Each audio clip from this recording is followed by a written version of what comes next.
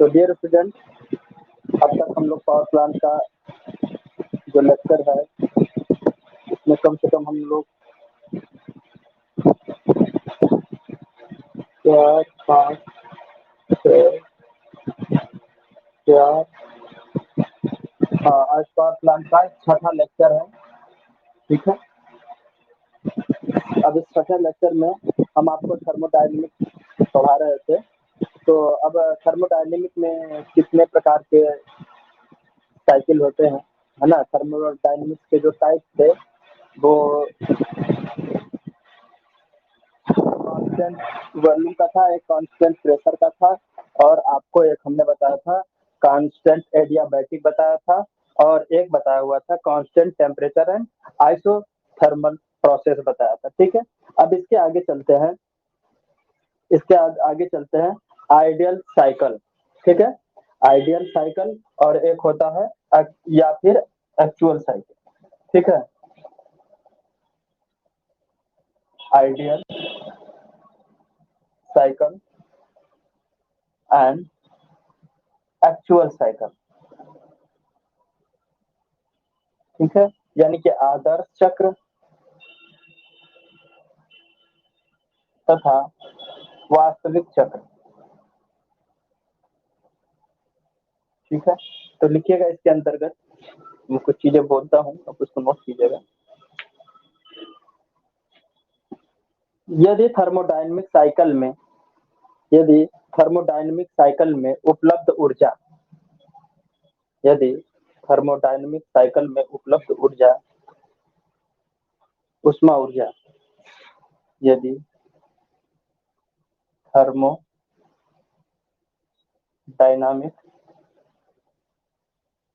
Cycle में उपलब्ध उष्मा ऊर्जा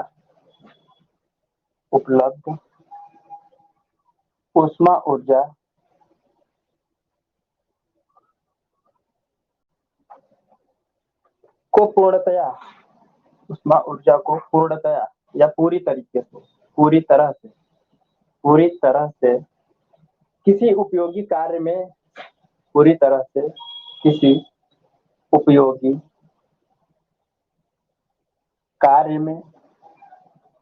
बदला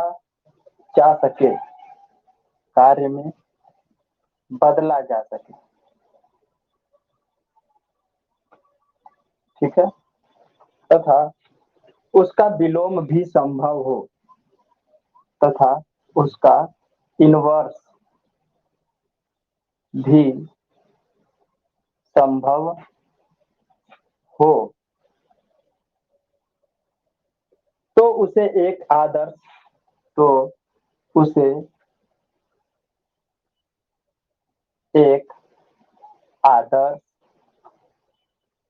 या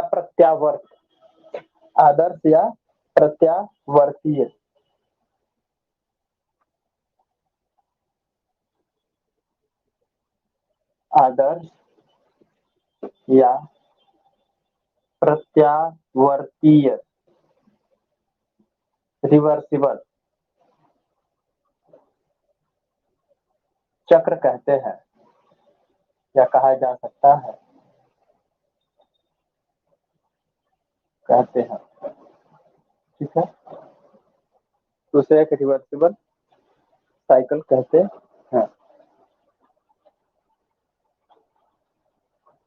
किंतु वास्तविक प्रक्रम में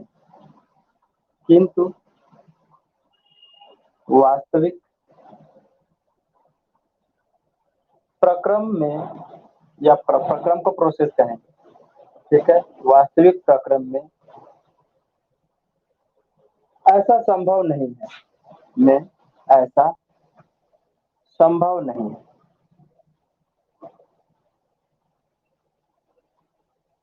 वास्तविक प्रक्रम में ऐसा संभव नहीं है, क्योंकि ऊष्मा का कुछ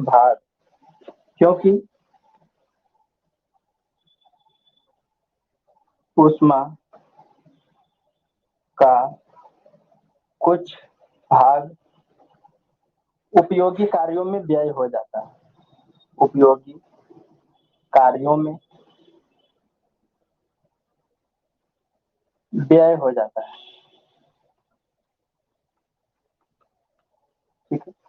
उष्मा का कुछ रूप उपयोगी कार्यों में व्यय हो जाता है तथा शेष तथा शेष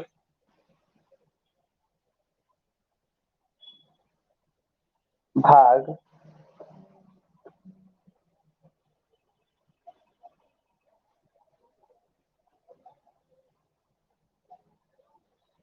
तथा शेष भाग व्यर्थ हो जाता है या व्यर्थ चला जाता है। ठीक है, तो यहाँ पे इस बात को ध्यान से समझिएगा। जैसे आइडियल चक्र का मतलब ये होता है, आदर्श चक्र का, कि जितना हम कोई चीज या जितना भी हम ईंधन इस्तेमाल कर रहे हैं, हमें भरपूर उतनी ऊर्जा पूरी की पूरी मिलनी चाहिए। अर्थात हम जितना भी बल लगा रहे हैं, जितना भी ऊर्जा लगा रहे हैं, जितनी शक्ति लगा रहे हैं, उसका टोटल हमको रिजल्टेंट इक्वल मिले। लेकिन ऐसा नहीं है। क्यों? क्योंकि अगर मान लेते हैं कि एक छोटे से रूप में देखा जाए कि अगर हमारे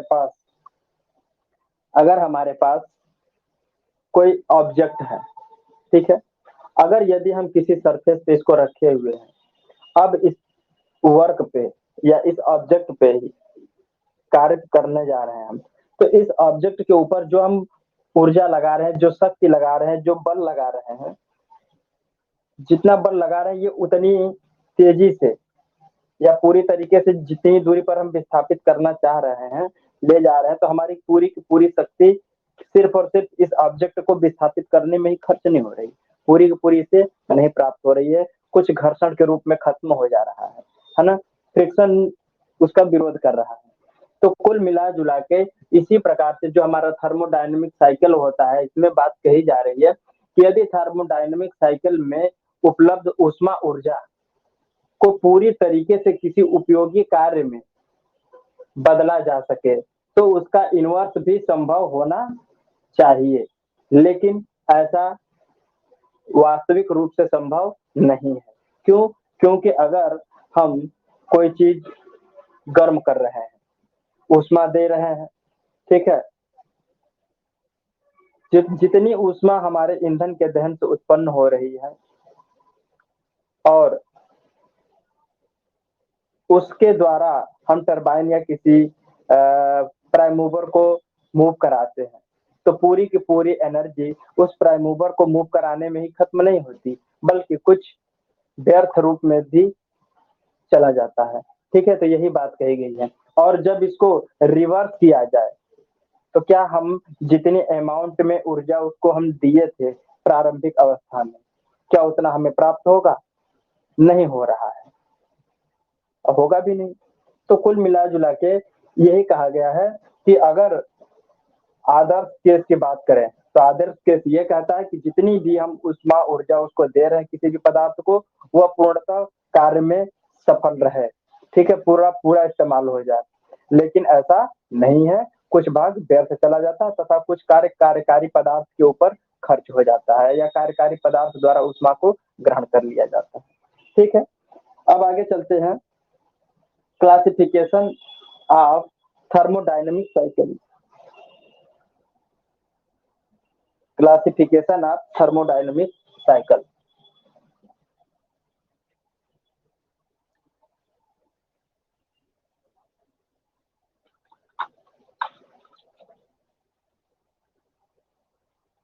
हेडिंग डालिएगा, classification of thermodynamic cycle.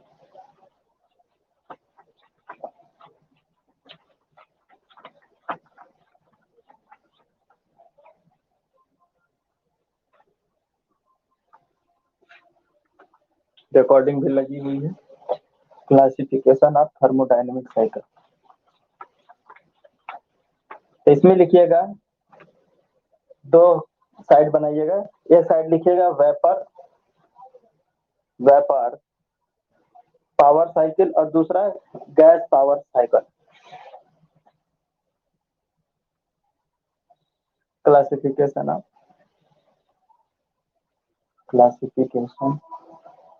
Of thermodynamic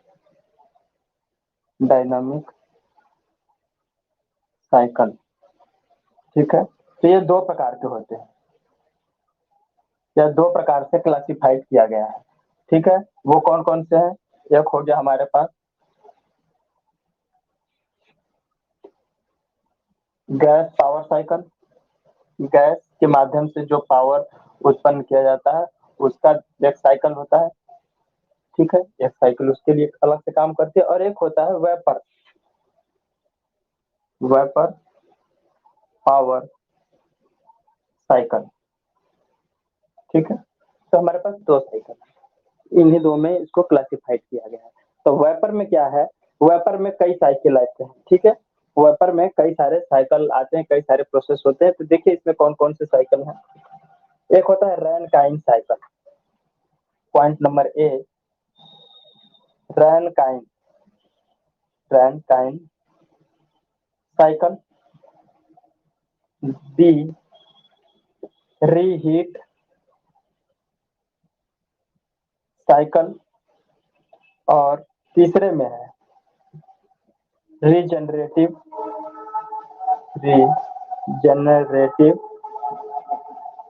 cycle. और नेक्स्ट है रीहीट रीजनरेटिव साइकिल, यानी कि ये दोनों का मिक्स साइकिल ये है।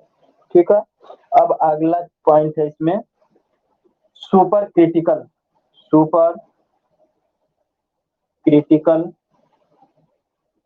साइकिल। और नेक्स्ट है बाइनरी वेपर साइकिल। और लास्ट है टॉपिंग साइकिल।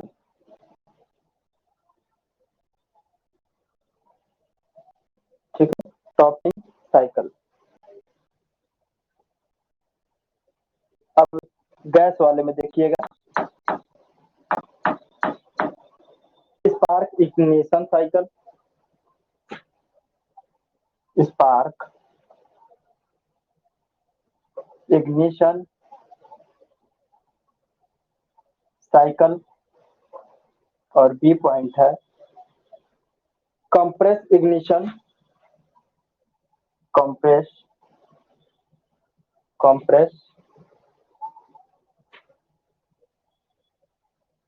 Ignition cycle. और एक है gas turbine cycle, gas turbine cycle. ठीक है, तो आपको इन्हीं साइकिल के बारे में थोड़ा थोड़ा पढ़ना है कि रैनकाइन साइकिल क्या होता है, रीहीट साइकिल क्या है, गैस साइकिल क्या है। जल्दी से। हाँ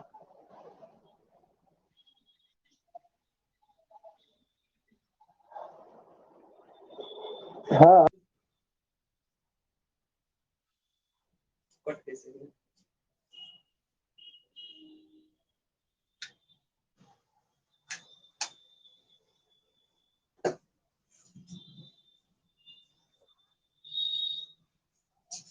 यहाँ तक नोट डाउन हो गया।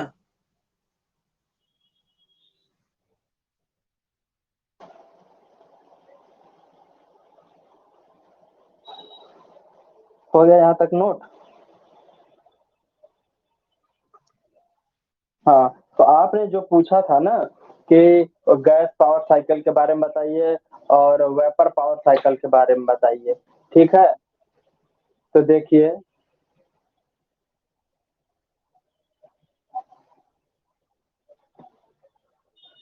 हो क्या रहा है यहाँ पे। ये वेपर वाला साइकिल को आपने देखा है। वेपर साइकिल में हमने कल आपको जैसे बताया था कि हम किसी भी चैम्बर में या किसी भी पात्र में जिसमें हम पानी को काफी बड़े अमाउंट में उसको स्टोर कर सकते हैं, और तो उसको क्या कहते हैं, एक ऐसा पात्र जिसमें हम अत्यधिक मात्रा में पानी को स्टोर कर सके वो क्या कहलाता है, बॉयलर कहलाता है। तो उस बॉयलर में हमने पानी को स्टोर किया और उसके बाद जब उसको गर्म किया तो वो स्टीम बना। स्टीम बना ना, भाप बना कि नहीं बना, वेपर बना करके इसको हमने क्या किया, टरबाइन को दिया, है ना। यहाँ से गया टरबाइन में, टरबाइन से निकला तो गया कंडेंसर में, कंडेंसर से निकला तो गया पंप में, पंप से निकला तो फिर वापस। तो यही यही सब जो प्रक्रियाएं हो रही हैं ये साइकिल ही काम कर रहा है। लेकिन अब इसमें इस वेपर पावर साइकिल में इस वेपर के द्वारा ही तो हम पावर का जनरेशन कर रहे थे, लेकिन अब उसमें कई साइकिल है, एक रनकाइन है, रीहीट है, रीजनरेटिव है, रीहीट रीजनरेटिव है, सुपर क्रिटिकल बाइनरी और टॉपिंग साइकिल। अब इसके बारे में डिस्कस करना है। और यहाँ पे जो गैस पावर साइकिल था, हम किसी पिस्टन या किसी सिलेंडर में क्या करते हैं, गैस को प्रवेश कराते हैं, ठीक है, और उसका उसमें दहन करते हैं। तो उसमें जो एक स्पार्किंग प्रक्रिया होती है, उसके बाद एक कंप्रेशन प्रक्रिया के माध्यम से होता है, और उसके बाद गैस टरबाइन के माध्यम से उसको क्या करते हैं, ऑपरेट करते हैं, और उसको हम बिजली शक्ति को बनाने में इस्तेमाल करते हैं। तो ये जो सारी प्रोसेस है ये गैस पावर साइकिल के अंदर ही तीनों प्रोसेस है, ठीक है। और ये वेपर पावर साइकिल के अंतर्गत रैंकाइन है, रीहीट है, रीजनरेटिव है। अब इसका इस्तेमाल कैसे हो रहा है इसको हम आगे एक एक स्टेप बाय स्टेप करके बताने जा रहे हैं, ठीक है। तो वेपर का मतलब है एक हमें वाष्प बनाना, भाप बनाने की प्रक्रिया के द्वारा, भाप प्रक्रिया के द्वारा विद्युत शक्ति का उत्पादन, और गैस प्रक्रिया के द्वारा विद्युत शक्ति का उत्पादन यहाँ लिखा हुआ है इसका कहने का मतलब, ठीक है। बात समझ में आई कि नहीं आई,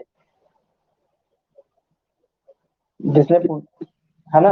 हाँ, आपने पूछा था तो इसका मतलब यही है कि आप क्या जानना चाह रहे थे, तो यही है कि एक वेपर के माध्यम से पावर का उत्पादन करने वाला है, और एक है हमारे पास गैस के द्वारा पावर को उत्पादन करने का प्रोसेस है, ठीक है। अब इसके तीन तीन स्टेप है, किसी में तीन है, इसमें एच तक हमने बताया था, 5-6 स्टेप है। तो सबके अलग अलग जो है कार्य प्रणाली की चर्चा हम करने जा रहे हैं, ठीक है। तो आइए देखिए रनटाइम साइकिल।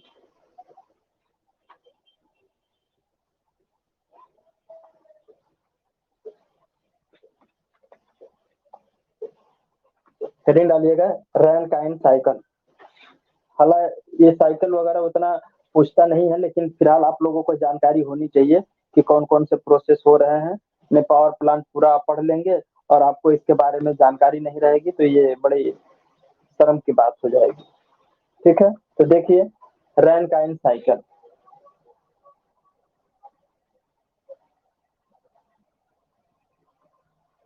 ठीक है। आइए रैनकाइन साइकिल के बारे में चर्चा करते हैं। एक मैं साइकिल बना रहा हूँ, एक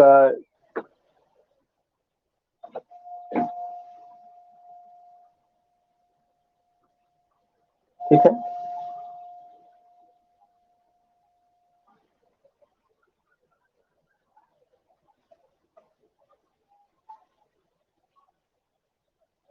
ठीक है। ये हमारा पॉइंट है ए और ये हमारा पॉइंट है बी। यहाँ पर नंबर डाल दिए, नंबर 1 चक्र संख्या 1 से 2, चक्र संख्या 2 से 3, चक्र संख्या यहाँ पे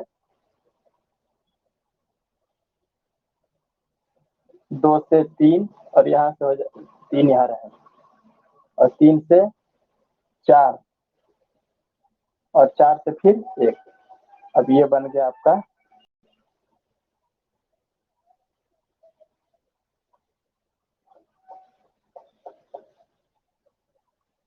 ठीक है, ये आपका साइकिल बन गया, ठीक है। तो ये हमारा क्या है, इधर इधर होगा हमारा प्रेशर, इधर क्या होगा, प्रेशर का मतलब पी, और इधर का मतलब होगा वॉल्यूम, वॉल्यूम का मतलब आयतन, है ना। यहाँ पे आयतन इस एक्सिस पे लिया है, इस पे दाब लिया है, प्रेशर पी।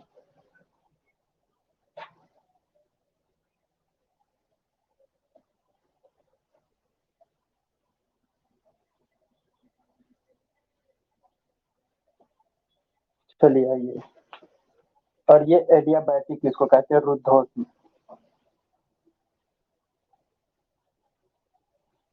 ये रुद्धोष्म कर्व कहते हैं ना, एडियाबैटिक। ठीक है, तो देखिए फिगर बना लीजिए। अब देखिए, अब ये आप रैंकाइन में हेडिंग डालेगा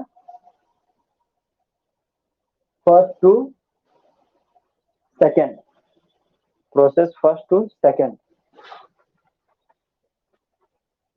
आज डेट है 1 तारीख, 6वां महीना। ठीक है, तो रैंकाइन में लिखिएगा यह एक आदर्श चक्र है, यह एक आइडल साइकिल है, यह एक आदर्श चक्र है। इसमें भाप का प्रारंभिक दाब उच्च किया जाता है, इसमें भाप का प्रारंभिक दाब इसमें भाप का प्रारंभिक दाब उच्च यानी हाई किया जाता है। ठीक है, प्रोसेस फर्स्ट में, प्रोसेस फर्स्ट से सेकंड में, तो देखिए प्रोसेस फर्स्ट से सेकंड में क्या है।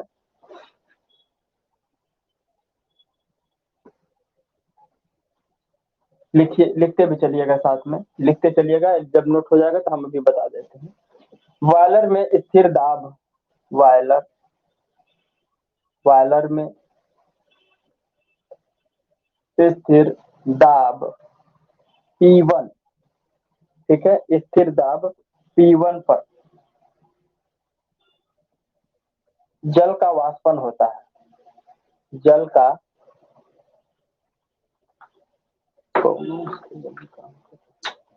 जल का वाष्पन, ये दिख रहा है, जल का वाष्पन होता है। ठीक है, जल का वाष्पन होता है। इसमें जल का वाष्पन दाब, इसमें जल का वाष्पन दाब 1A, 1 मतलब ये हो गया 1 और नीचे क्या लिखा हुआ है A, 1A, 1A पर बिंदु 1 से प्रारंभ होकर होकर बिंदु B, बिंदु 2 पर समाप्त होता है।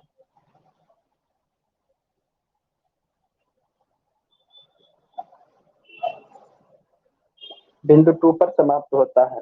इस अवस्था में उत्पन्न भाप का, इस अवस्था में P1 यहाँ पे, यहीं पर ना, P1 पर दाब, P1 पर जल का वाष्पन होता है, P1 पर जल का, किसका, जल का वाष्पन होता है। ठीक है, और इस अवस्था, वाष्पन मतलब भाप बनाने की प्रक्रिया शुरू होती है। ठीक है, हाँ हाँ, वेपोराइजेशन की प्रक्रिया शुरू होती है ना, वेपोराइजेशन को हम यहाँ पे वाष्पन कह रहे हैं। ठीक है, इस अवस्था में उत्पन्न, हाँ, इस अवस्था में उत्पन्न भाप का आसवन, भाप का आसवन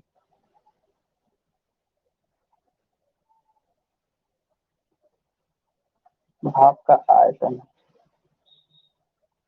भाप का आयतन ए बी के बराबर, ए बी के बराबर होता है, ए बी के बराबर होता है। इस प्रोसेस में, इस प्रोसेस में जल स्थिर दाब व ताप पर ऊष्मा ग्रहण करता है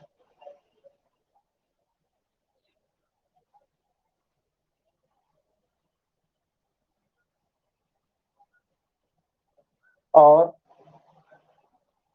पूर्णतया और पूरी तरह से और पूरी तरह भाप में बदल जाता है, बदल जाता है। ठीक है, भाप कहने का मतलब स्टीम। ठीक है, तो देखिए, नोट कर लीजिए, मैं इसको अभी समझाता हूँ वो क्या रहा है।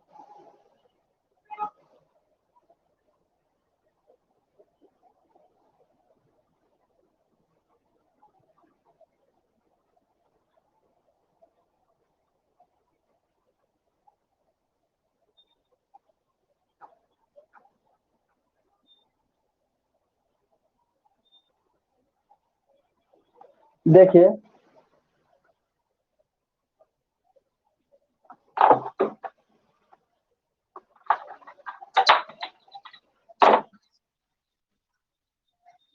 हाँ मैं बता रहा हूँ। अब हिंदी की किताब है डियर स्टूडेंट, तो हिंदी में ही तो पढ़ाएंगे हम। और वैसे भी लिखाने को तो इंग्लिश में लिखा देंगे, लेकिन समझाने का कार्यक्रम तो हिंदी में ही आदमी करता है। ठीक है, इंग्लिश में भी करता है, ऐसी बात नहीं है। लेकिन वो, हाँ, हाँ लिख सकते हैं, कोई दिक्कत नहीं है। इंग्लिश में है तो कोई दिक्कत नहीं, अगर आपको इंग्लिश में पढ़ना है, इंग्लिश में है मटेरियल आपके पास, तो उसको पढ़ सकते हैं। जो चीजें नहीं समझ में आ रही, मैं उसको ओरली मौखिक तौर से यहाँ सब तो समझा ही रहा हूँ, आप उसको समझिए। देख देख हाँ, हाँ देखिए, मैं प्रोसेस बता रहा हूँ। यहाँ पे ये बात कही जा रही है कि जो हमारा बॉयलर में रखा हुआ जल है, बॉयलर में रखा हुआ जो जल है हमारा, ठीक है, वो जब उसको हम गर्म करते हैं, क्या करते हैं, जब उसको गर्म करते हैं तो उसमें वाष्पन की प्रक्रिया आरंभ होती है। तो वाष्पन की प्रक्रिया जो आरंभ होती है वो बिंदु 1 है, पॉइंट 1 पर वाष्पन की प्रक्रिया आरंभ होती है यहाँ पे। ठीक है, तो ये प्रक्रिया के डॉटेड लाइन से जो हमने दिखाया यहाँ पे, ए पॉइंट के नाम से भी लिखा है। ठीक है, तो यानी कि इस स्थान पर, है ना, 1 से लेके 2 तक, 1 से लेके 2 तक, अर्थात ए से लेके बी बिंदु तक। बात समझ में आ रही है? 1 से लेके 2 तक, या कह सकते हैं ए से लेके बी तक की जो प्रक्रिया है, इसलिए वाष्पन की प्रक्रिया है। ये प्रक्रिया कौन सी है? यहाँ पर जो यहाँ से लेके यहाँ तक जो हमारा हो रहा है, यहाँ पे क्या हो रहा है, वाष्पन की प्रक्रिया हो रही है। यानी कि उसको उष्मा दी जा रही है, उष्मा दे करके उसको हीट किया जा रहा है, गर्म किया जा रहा है, और उसको वाष्पित किया जा रहा है। ठीक है, तो 1 से लेकर, अर्थात इसमें जल का वाष्पन दाब 1A पर बिंदु 1 से आरंभ होकर बिंदु 2 तक समाप्त होता है। इस अवस्था में उत्पन्न भाप का आयतन AB के बराबर होगा। तो इस अवस्था में 1 से लेकर 2 तक जब इसका वाष्पन हो रहा था, तो इस अवस्था में जो भाप उत्पन्न होगा उसका आयतन किसके बराबर होगा?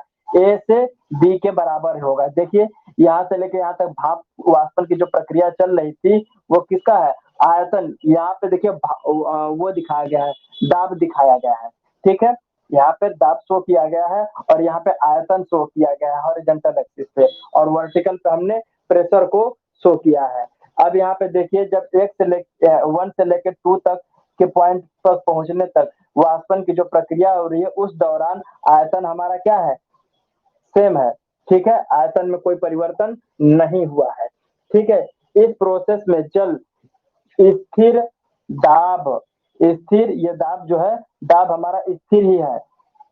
1 से लेकर 2 तक दाब भी हमारा स्थिर है, और आयतन भी हमारा स्थिर है।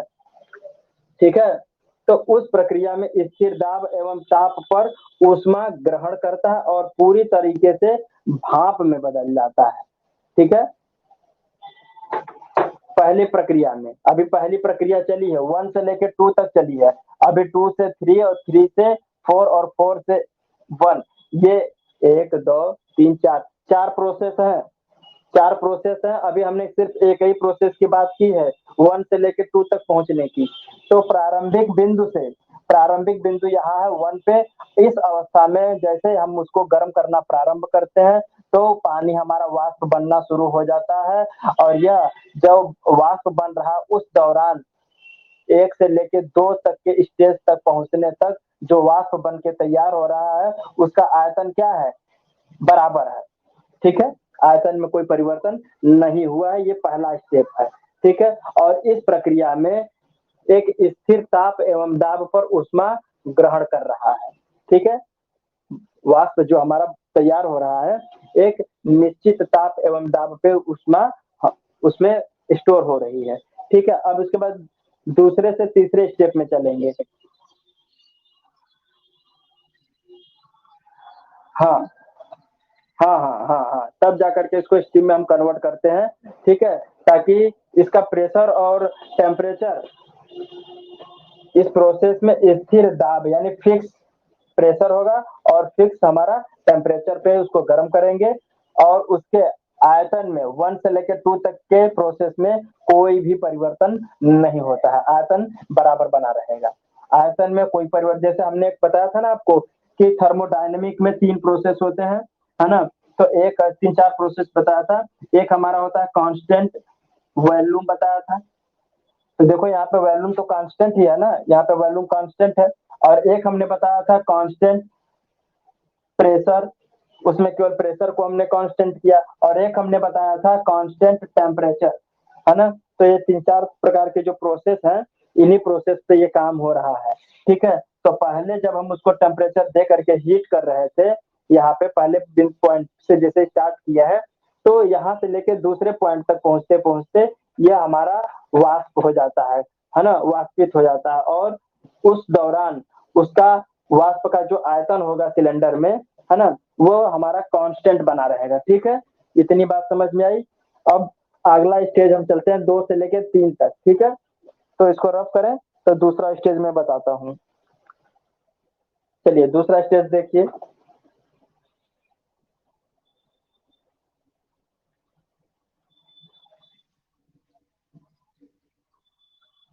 हाँ, अरे एक्चुअली में क्या है ना, ये हम इलाहाबाद गए थे तो वहां से मार्कर, हाँ ऊपर वाला मार्कर सही है, अभी परसों ही तो लाया था मैं।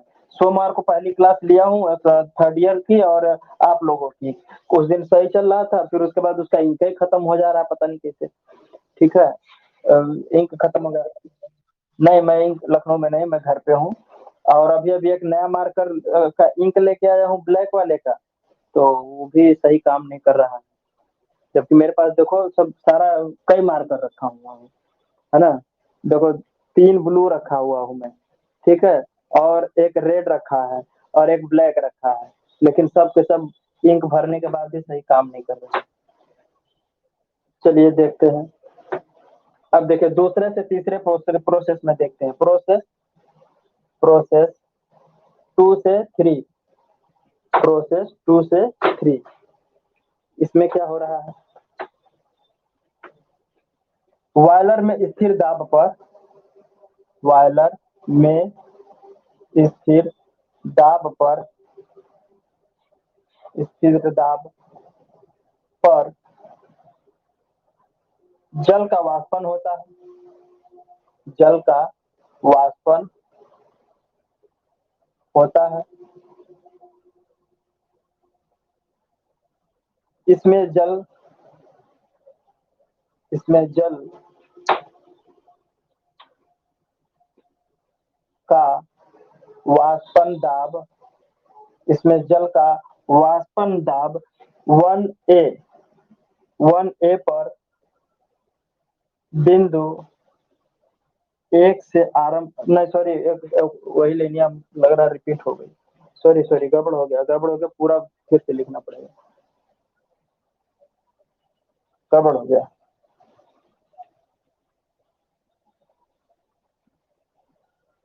देखिए फिर से दूसरा से तीसरा स्टेज देखिएगा। स्टेज इसमें प्राइम मूवर में, इस प्रोसेस में अपने से एक लाइन बढ़ा लीजिएगा कि प्रोसेस 2 से 3 में, चित्र में दिखाए गए प्रोसेस 2 से 3 में,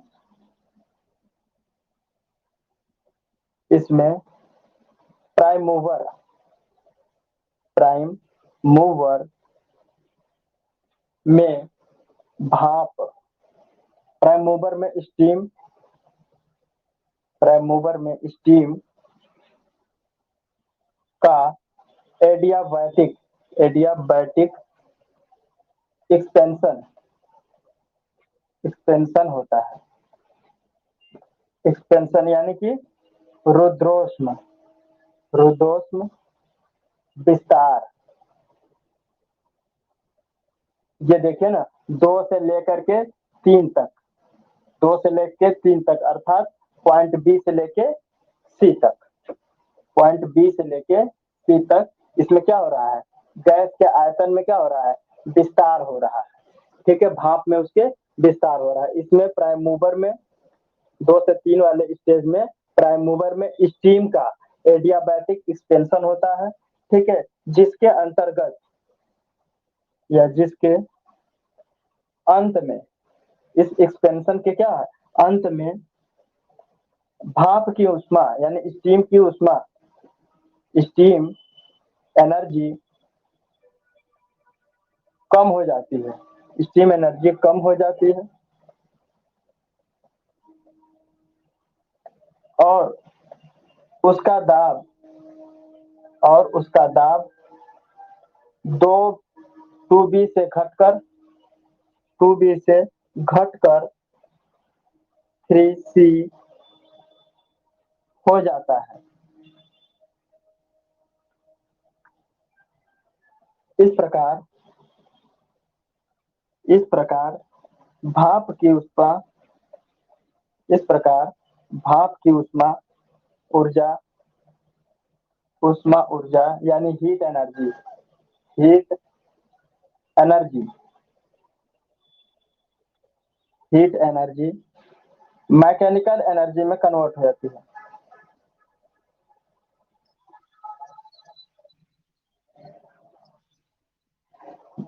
वहां पर टेम्परेचर कम होगा ना, क्यों नहीं होगा, मैकेनिकल एनर्जी में कन्वर्ट हो जाती है, क्योंकि ये अब आगे चला गया ना। हुआ क्या, देखिए, ये तो अभी हमारा जो प्रोसेस था,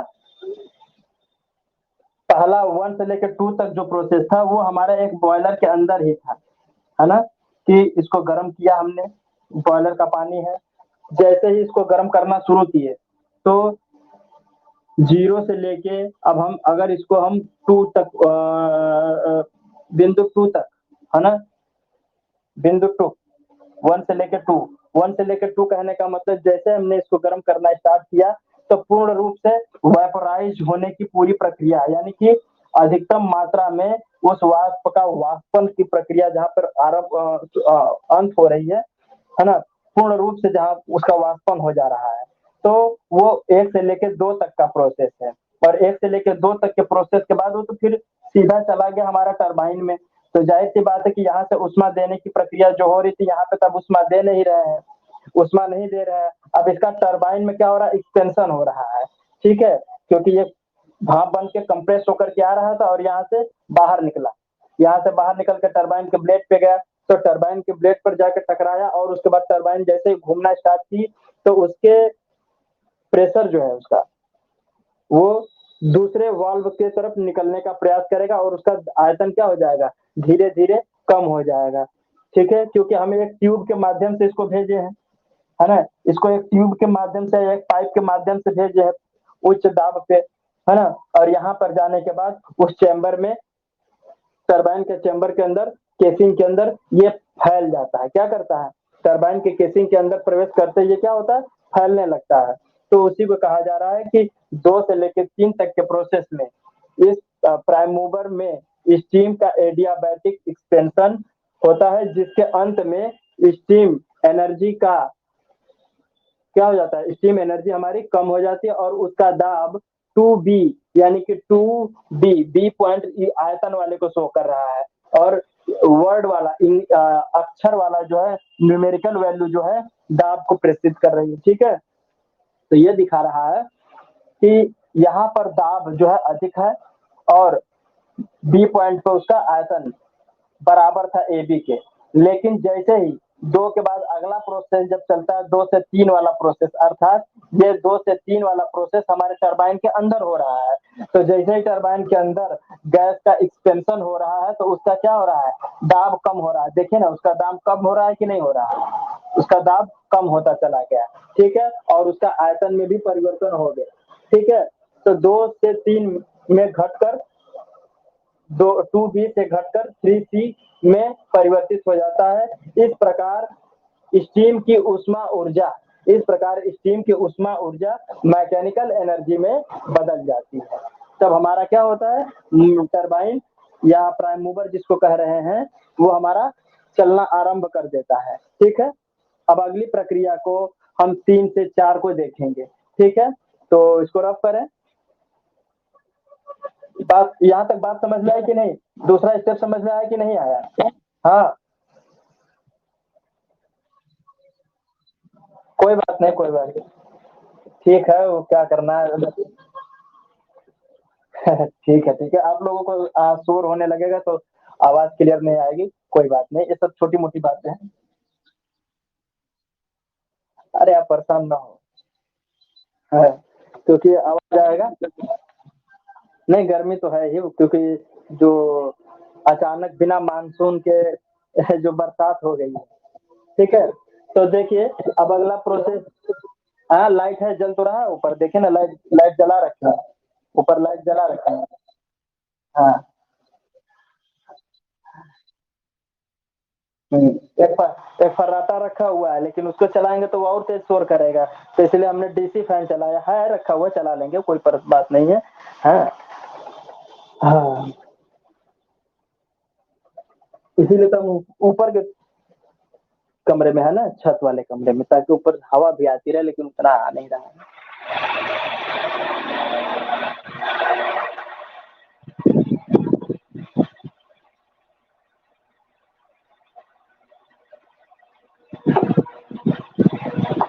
अब आइए देखते हैं अगला प्रोसेस।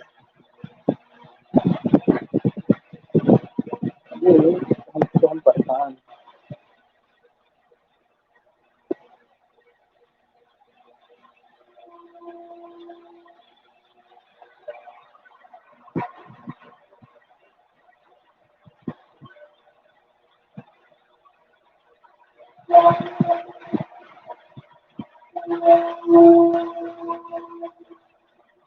अब आइए तीसरा से चौथा प्रोसेस देखते हैं। अब यहाँ से इस प्रोसेस से चौथे प्रोसेस की तरफ चलेंगे। देखते हैं प्रोसेस 3 से 4।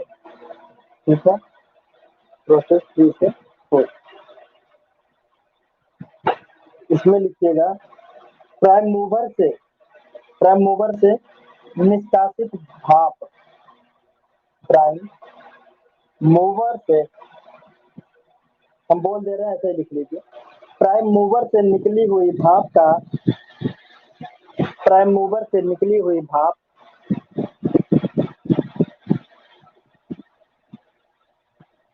प्राइम मूवर से निकली भाप का कंडेंसर में प्राइम मूवर से निकली भाप का कंडेंसर में स्थिर दाब पर फिक्स प्रेशर या कांस्टेंट प्रेशर पे isothermal compression isothermal compression Hindi में लिख लीजिएगा समान ताप पर, है ना, समतापीय वो संपीड़न समतापीय संपीड़न होता है। प्राइम मूवर से निकली भाप का कंडेंसर में स्थिर दाब पर आइसोथर्मल आइसोथर्मल कंप्रेशन होता है। ठीक है, साथ ही साथ भाप का कंडेंसेशन साथ भाप का कंडेंसेशन अर्थात संघनन भी होता है। ठीक है, तो अब देखिए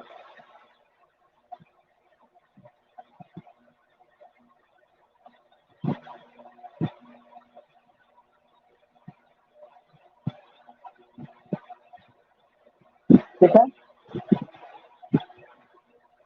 यही हमारा प्रोसेस था। ठीक है, वो क्या रहा था कि यहाँ पर पहले और दूसरी प्रक्रिया जो हो रही थी, पहले से दूसरी प्रक्रिया यहाँ पर वाष्पन की हो रही थी। ठीक है, इस पानी को, इस जल को गर्म किया जा रहा था, गर्म करके इसको भाप में बनाया जा रहा था, वेपोराइज किया जा रहा था। जब ये वेपोराइज होकर के एक स्टीम में कन्वर्ट हो गया और उसमें जो है उष्मा ऊर्जा स्टोर हो गई, तो उसको हम टरबाइन की तरफ लेकर के गए। तो जैसे ही टरबाइन में पहुंचा तो यहाँ पे क्या हुआ, पहली दूसरी प्रक्रिया यहाँ हुई, अब दूसरी से तीसरी प्रक्रिया यहाँ होगी। दूसरी से तीसरी प्रक्रिया में क्या हो रहा था कि इस दौरान उसका दाब कम हो गया, दाब कम हो जाएगा। क्यों? क्योंकि यहाँ पर पहुंचने के बाद उसका भाप का प्रसार हो जाएगा, उस स्टीम का इसमें एक्सपेंशन हो जाएगा। ठीक है, तो क्या लिखा था आपने इसमें, स्थिर दाब पर, है ना, इसका दाब जो है 2 से 3 वाले स्टेज में कम हो जाएगा, घट के कम हो जाएगा और वो सीधे कहाँ आएगा, कंडेंसर में आएगा, कंडेंसर में आएगा। और यहाँ पे स्थिर यानी कि आइसो कांस्टेंट आइसोथर्मल प्रोसेस होगा यहाँ पे। ठीक है, अर्थात इसको हम ठंडा करेंगे। क्या करेंगे? ठंडा करेंगे। कैसे ठंडा करेंगे? हमने आपको एक प्रोसेस बताया था, इसमें से कोल्ड वाटर डालेंगे, कोल्ड वाटर इंटर कराते हैं और इधर से भाप द्वारा, गर्म भाप द्वारा इस ट्यूब में प्रवाहित हो रही पानी के संपर्क में आने से पानी गर्म होकर के हॉट वाटर में बदल जाता है और बाहर निकल जाता है।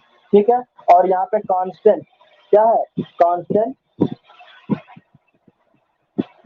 दाब पर ठंडा हुआ, संघनन हुआ और इसको पुनः हम क्या करेंगे, ये दूसरा से तीसरा रहा, अब यहाँ से तीसरे से चौथे में जाएगा।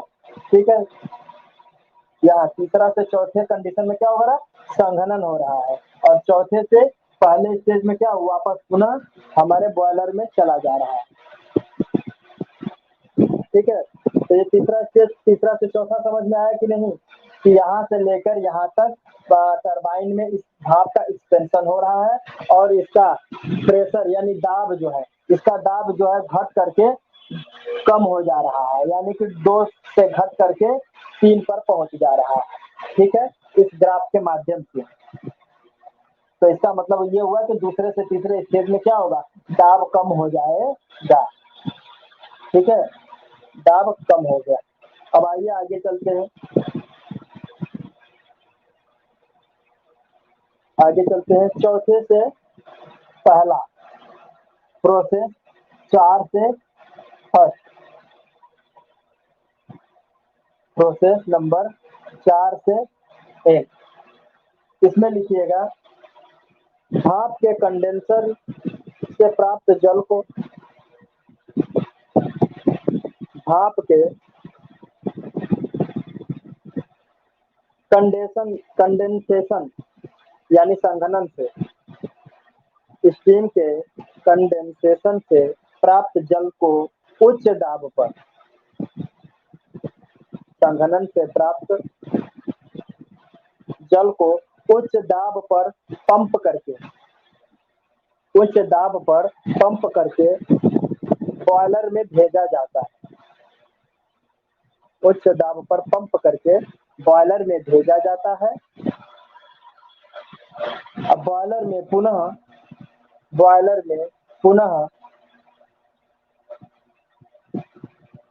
ऊष्मा ग्रहण करता है, ऊष्मा ग्रहण करता है जिससे उसका तापमान बढ़ जाता है।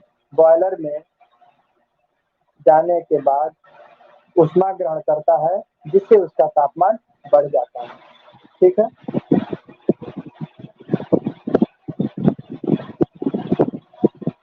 तो ये रैनकाइन साइकिल आपको समझ में आई।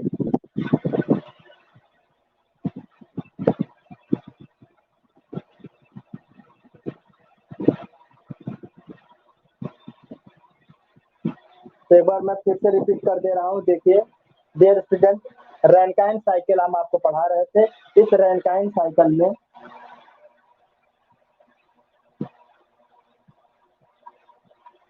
रैनकाइन साइकिल में हो क्या रहा था कि किसी सिस्टम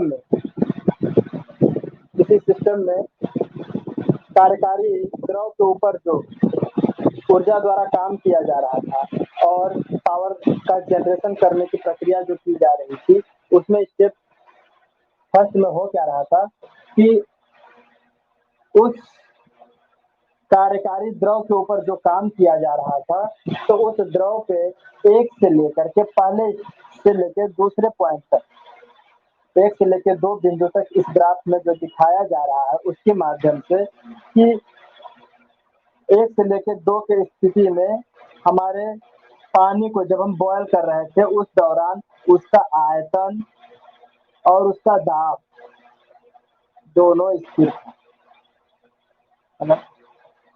और हमने उसको गर्म करना प्रारंभ किया, ठीक है। तो जब गर्म करना प्रारंभ किया तो उस जल का वाष्पन हुआ, क्या हुआ? Vaporisation, vaporisation. तो जैसे ही इसका वेपोराइजेशन शुरू करते हैं तो एक से लेकर दो पॉइंट तक पहुंचते पहुंचते ये पूर्ण रूप से स्टीम में कन्वर्ट हो जाता है, और स्टीम में कन्वर्ट होने के बाद तुरंत दूसरे और तीसरे प्रोसेस में वो टरबाइन की तरफ फ्लो होता है। जैसे ही वो टरबाइन के अंदर गया तो टरबाइन के ब्लेडों पे ऊपर प्रहार करता है और उनके ब्लेडों को उनके एक्सिस से घुमाने लगता है। इस दौरान 2 से लेकर 3 तक की जो प्रोसेस हो रही थी, इसमें एडियाबैटिक जो प्रोसेस हो रहा था, उसमें क्या हो रहा था कि भाप का दाब जो है, भाप का ये जो दाब यहाँ से गया 1 से लेकर 2 तक, वो यहाँ आते-आते धीरे-धीरे कम हो गया, धीरे-धीरे घट गया। और उसके बाद तीसरे से चौथे स्टेप में हुआ क्या कि बॉयलर में जो भाप सॉरी बॉयलर से जो भाप निकली थी टरबाइन को चलाने के बाद, टरबाइन के निष्कासित वाल्व से, एग्जिट वाल्व से जैसे ही निकला वो कंडेंसर में गया और कंडेंसर में एक स्थिर दाब पर क्या हुआ, उसको ठंडा किया गया, है ना। मतलब वहाँ संघनित हुआ, कंडेंसेट हुआ, ठंडा हुआ, जल के रूप में प्राप्त हुआ, और उस जल को पुनः हम पंप के माध्यम से एक T1 प्रेशर से या एक निश्चित प्रेशर से उसको पंप करके पुनः हम बॉयलर में भेज देते हैं, और पुनः बॉयलर में जाने के बाद वो 1 से लेकर के 2 वाले स्टेप में कार्य करना शुरू करता है और पुनः ऊष्मा ग्रहण करना शुरू कर देता है। ये बात समझ में आ गई? समझ में आई ना? हाँ हाँ, ये प्रोसेस फिर कंटिन्यूअसली शुरू हो जाता है, क्योंकि यहाँ पे जो साइकिल हमने आपको एक बना के दिखाया था वो आपका एक क्लोज साइकिल ही था, है ना। चक्र का मतलब क्या है? चक्र का मतलब होता है कि एक गोल पहिए के बराबर, एक गोल पहिया बना दिए, इसमें अगर हम इस तरीके से बना देते तो आप कहेंगे ये चक्र है, या चक्र कहेंगे या पहिया कहेंगे, ठीक है। तो यानी कि चक्र का मतलब एक सिरे से आरंभ होकर के पुनः उसी सिरे पे बार बार एक सर्कुलर पथ पर गति करना, पहिया कहिए, चक्र कहिए, या वृत्त कहिए, है ना, या गोला कहिए। तो एक प्रकार से एक ही परिधि पर बार बार भ्रमण करना। तो यही साइकिल हमारा आरंभ हो जाता है कि भाप, पानी को गर्म करना, भाप बना, टरबाइन में गया, टरबाइन को चलाया, टरबाइन से निकला तो कंडेंसर में गया, कंडेंसर में जाकर ठंडा हुआ, ठंडा होने के बाद इसको पंप के माध्यम से पंप किया गया, है ना, और बॉयलर में भेज दिया गया। बॉयलर में जब चला गया तो फिर पानी को गर्म किया, तो फिर वो ये सारी प्रक्रियाएं क्लोज साइकिल यानी एक चक्र तैयार हो, ठीक है। तो आज आपके लिए यही क्लास को समापन करते हैं, और अगले लेक्चर में आपको अगले लेक्चर में रीहीट साइकिल पढ़ाएंगे और रीजनरेटिव साइकिल पढ़ाएंगे, ठीक है। रीहीट और रीजनरेटिव, तो नोट कर लीजिए पॉइंट को। अगले लेक्चर में मुझे याद दिला दीजिएगा मुझे क्या पढ़ाना है। रीहीट साइकिल की शुरुआत करना है, रीहीट, ठीक है, रीहीट साइकिल, ठीक है। रीहीट साइकिल से अगले लेक्चर में हम आपका कोर्स शुरू करेंगे, ठीक है।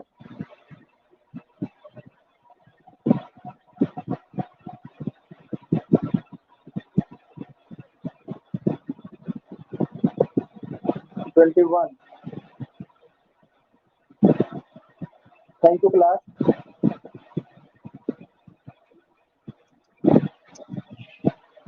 हैं।